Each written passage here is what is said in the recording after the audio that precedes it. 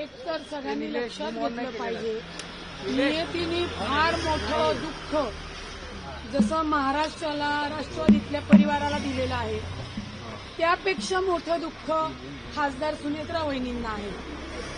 एवढं मोठं दुःख होऊन सुद्धा माननीय अजितदादा आज आपल्यात नाही, हे दुःख पचवणं सोपं नाही.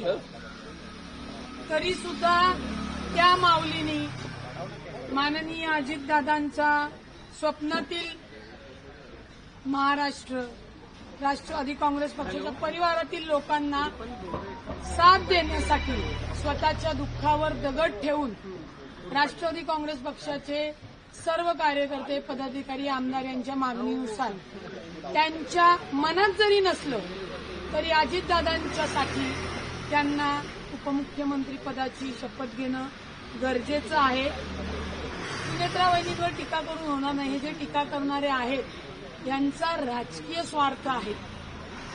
काळाने अजितदादांना आमच्यापासून लांब नेलं. आमच्यासारखा कार्यकर्ता सावरू शकत नाहीये. आज 4थाच दिवस हो. म्हणजे त्या माऊलीला तिच्या दुःखावर फुंकर घालायला सुद्धा तेवढी सवड या राजकारणातल्या काही जी लोक आहेत त्यांनी दिली नाही.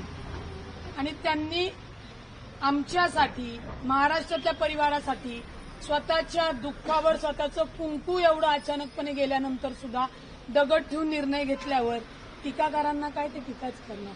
परंतु ही जी ताकद त्यांना दिलेली आहे, अजितदादा कामाचे माणूस होते. मी थोडंसं आता अजितदादा पितृदेव झालेले आहेत आणि त्यांनी सुनेत्रा वहिनींना ती ताकद दिलेली आहे.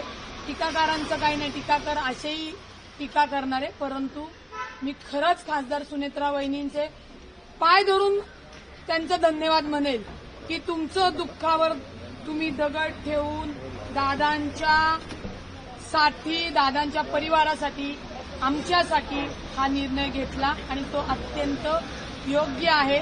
म्हणणाऱ्याला काही जात नाही की 10 दिवस जायला पाहिजे होते, हे होऊन जायला पाहिजे होतं. पण तोपर्यंत ह्याच टीका करणाऱ्या लोकांनी आधीच सगळं हिरावून गेले, आमचं संपलेलं आम्ही.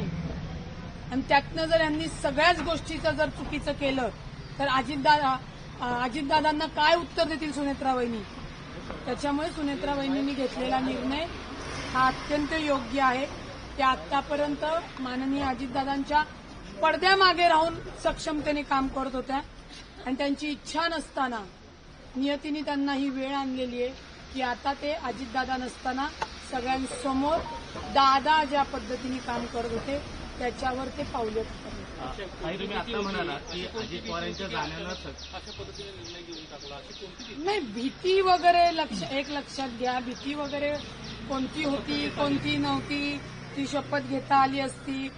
काल सावरण्याचा कार्यक्रम होता, अस्थि विसर्जन होती, त्याच्या आतच तुमच्याच चॅनलवर सगळ्या बातम्या होत्या.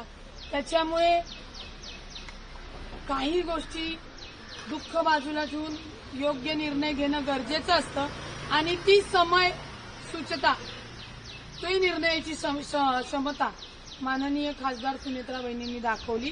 आणि त्यांच्या मनात नसताना सुद्धा फक्त आणि फक्त राष्ट्रवादी काँग्रेस पार्टीच्या परिवारासाठी की जे अनाथ आम्ही झालेलो आहोत, आमच्यासाठी आणि महाराष्ट्रासाठी हा निर्णय त्यांना भाग घेणं पाडलेलं आहे आम्ही लोकांनी. आता म्हणाला की अजित पवार यांच्या जाण्यानं सगळं काही हिरावून घेण्यात आलं आणि बाकीच्या गोष्टी जर चुकीच्या केल्या गेल्या तर अजून आमचं नुकसान होईल. काय आणि कुणी हे चुकीचं करण्याची भीती पक्षाच्या नेत्यांना वाटते आहे. म्हणजे असं काय झालं शकतं जी एवढी सगळी लगबगीने सगळी तयारी उपमुख्यमंत्री पदाची केली जाते. लगबगीने वगैरेचा विषय नाहीये. लक्षात घ्या की जे कोणी स्वप्नात बघितलं नव्हते ते जर घडलेलं आहे ते एवढं शॉकिंग आहे की आम्ही अजूनही सांगतो सावरलेलो नाही आहोत आणि आमचं रक्ताचं नातं नसताना आम्ही सावरलेलं नाही आहोत. त्यांचं तर कुंकू गेले, त्यांना वाटलंही नव्हतं. परंतु आम्हीच वहिनींना विनंती केली होती, वहिनी हे सगळं सावरणं फक्त तुम्ही सावरू शकता. आणि अजितदादांच्या मागे सुनेत्रा वहिनी असतील, पारदादा असेल, आमच्या विनंतीला मान देऊन त्यांनी या गोष्टीचा निर्णय घेतला आणि त्यांच्या दादांच्या सोबत तर आम्ही होतोच, आणि त्या जोमाने आम्ही वहिनींच्या सोबत दादांचे कार्यकर्ते मावळे म्हणून सोबत आहोत. वहिनींना हा निर्णय घ्यावा लागला आणि आम्ही त्यांचे आभारी आहोत की त्यांनी तो निर्णय महाराष्ट्रासाठी, राष्ट्रवादी काँग्रेस परिवाराच्या सर्व परिवाराच्या कुटुंबासाठी हा निर्णय त्यांनी घेतला.